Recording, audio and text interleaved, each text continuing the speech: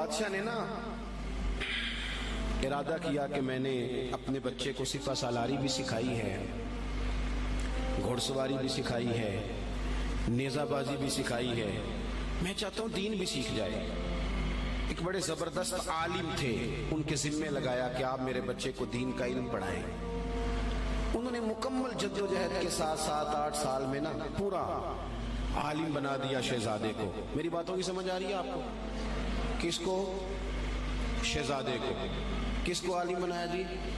میرا بچہ بھی شہزادہ ہے نا، تو آپ کا بھی شہزادہ ہے۔ تو شہزادہ تو وہ ہونا چاہیے نا جس کو کسی کی محتاجی نہ ہو، اسے کچھ آتا جاتا ہو، لیکن نرا وہ شہزادہ ہی ہو، ویسے اسے کچھ بھی نہ پتا ہو تو زیادہ نہیں چلے گا۔ وہ بادشاہ نے کہا کہ میرے شہزادے کو عالم ہونا چاہیے، عالم کے ذمے لگایا۔ انہوں نے 5-6-7 سال میں نا خوب جد و جہد کر کے مکمل عالم بنا دیا۔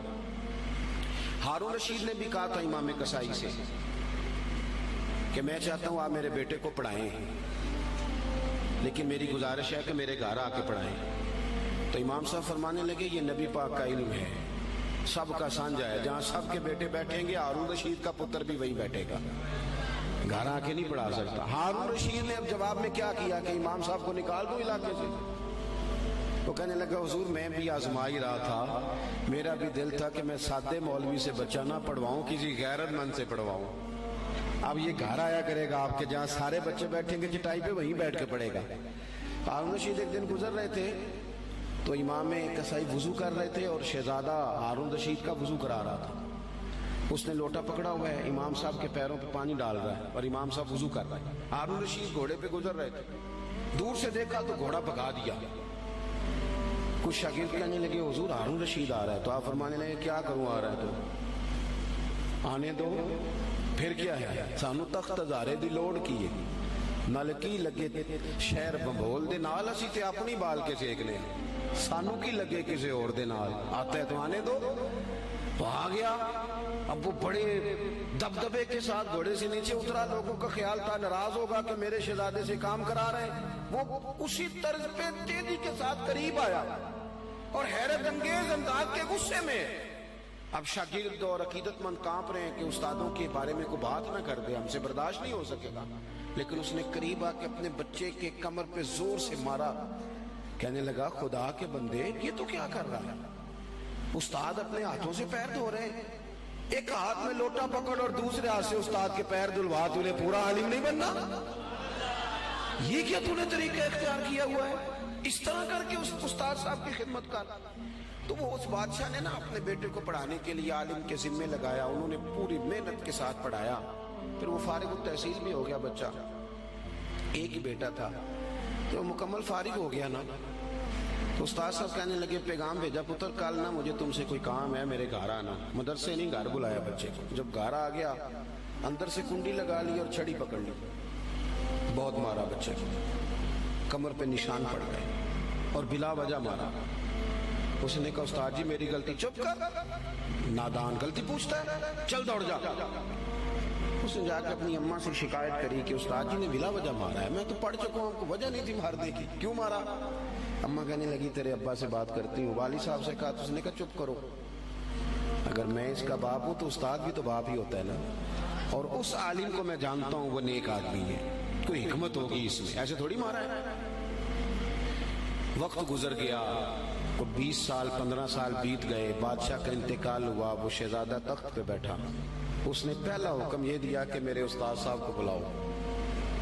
اب وہ بیچارے بوڑھے ہو گئے، چھڑی ہاتھ میں پکڑی، جھکی ہوئی کمر، بڑی مشکل سے وہ آئے اور دربار میں آ کے کھڑے ہوئے۔ تو شہزادے نے پہلا سوال یہ پوچھا استاد جی پہلے تو میں بے اختیار تھا، آج اختیار میرے ہاتھ ہے، وہ بتاؤ نا مارا کیوں تھا؟ غلطی کوئی نہیں، زیادتی کری آپ نے اور اتنا مارا کہ میں ابھی تک اس کی درد محسوس کرتا ہوں۔ تو استاد صاحب نے یوں چہرہ اٹھایا، آنکھیں کھولی، کہنے لگے پتر شکر ہے اللہ کا میں ابھی تک زندہ ہوں، اسی دن کے لیے مارا تھا جو آج آیا ہے، یہ جو تو نے مجھے کٹہرے میں بلا لیا ہے نا ٹھیک کیا، اسی دن کے لیے مارا تھا۔ کہا کیوں، کس وجہ سے؟ سنیں جی سنیں، اللہ آپ کو جزا دے، اسی دن کے لیے مارا تھا۔ کہا کیوں؟ کہنے لگے پتر کتنے سال بیت گئے مار کھائے، کہا کو 20 سال ہونے کو ہیں، فرمایا تو بھولا تو نہیں نا؟ کہا استاد جی میں نے تو پہلے دن ہی آپ کو بلایا. کہنے لگے پتر بس مجھے پتا تھا ایک دن تو نے حکمران بننا ہے. تو بے اختیار تھا نا، میرا کچھ نہیں کر سکا. آج با اختیار ہوا تو بلا لیا نا. پتر تو حکمران بن گیا ہے، کسی غریب پہ ظلم نہ کرنا. اگر تجھے 20 سال نہیں بھولا تو اسے بھی قیامت تک نہیں بھولے گا. اور جب وہ اللہ کی بارگاہ میں با اختیار ہوگا تو تجھے بلوا لے گا. اس لیے مارا تھا کہ یہ جو ناجائز مار ہوتی ہے اس کی درد جاتی نہیں، اس کے نشان روح پہ پڑتے ہیں، دل پر زخم رہ جاتے ہیں. پتر تجھے آج تک نہیں نہ بھولا، اسی دن کے لیے مارا تھا کہ تیری تربیت ہو جائے. اٹھ کے اس نے استاد کے ہاتھ چومے، بٹھایا. کہنے لگا آج سمجھ آئی ہے، آپ نے صرف علم نہیں پڑھایا، آپ نے تو مجھے ہدایت بھی دی ہے. آپ نے تو اللہ کی بارگاہ سے مجھے ہدایت لے کے دی ہے، آپ نے تو میری ہدایت کی جانب رہنمائی کی. اتنا بڑا کام کر دیا. اپنے بچوں پر تھوڑا سا بوجھ ڈالے. اور میرے بھائی اگر ایک چھوٹی سی کھجور، صدقے کی کھجوروں میں سے امام حسین اٹھا کے منہ میں رکھ لے تو محبوب انگلی ڈال کے نکال دیتے ہیں. فرمایا پتر نہیں ہمارے لیے ٹھیک ہے. ابا کیسے برداشت کرتا ہے کہ بیٹے کے منہ میں لقمہ حرام جائے؟ وہ کیسے برداشت کرتا ہے؟ ایک دوست مجھ سے کہنے لگے کہ گھر کے کونے سے نا رات کو رونے کی آواز آتی ہے، بڑے پیر صاحب آئے، بڑے عامل آئے، پر وہ ٹھیک نہیں ہوتا. میرا ذرا زیادہ قربت تھی، ورنہ ہر آدمی سے تو یوں بات نہیں کی جا سکتی. میں نے ان کے کان میں کہا کہ اگر بڑے پیروں کے آنے سے بھی نہیں نا مسئلہ ٹھیک ہو رہا تو ساری فیملی بیٹھ کے غور کر لو، وہاں کسی یتیم کے پیسے نہ لگ گئے ہوں، کسی بیوہ کا مال نہ اس کونے میں خرچ ہو گیا. یہ جو یتیم کے اور بیوہ کے اور غریبوں کے پیسے ہوتے ہیں یہ تیزاب ہوتا ہے، تیزاب جدھر جدھر لگتا ہے وہاں سوراخ کرتا ہے. سب سے پہلے یہ نور علم لے جاتا ہے. اور میری طرح کے لوگ، یہ علماء جو مساجد کے مدارس کے محتمم ہوتے ہیں، ان کو تو اتنا باریک تولنا پڑتا ہے، اتنا باریک کون سا پیسہ کہاں لگانا ہے اور کس ترتیب سے لگانا ہے اور کس جدوجہد. یہ تو اتنا مشکل کام ہے کہ میں تو بڑی دیر سے میں نے کہا بھائی مجھے بچاؤ اس کام سے. یہ اتنا مشکل کام ہے کہ انسان الجھ جاتا ہے کہ کس طرح کر کے ان چیزوں کو رکھا جائے. اس طرح جتنے لوگ ذمہ دار ہیں وہ اپنے گھروں کے اندر رزق حلال کے معاملے میں سمجھدار ہو جائیں. کیوں کہ میرے نبی پاک علیہ السلام نے فرمایا جو گوشت حرام سے پلے گا وہ جنت میں نہیں جائے گا.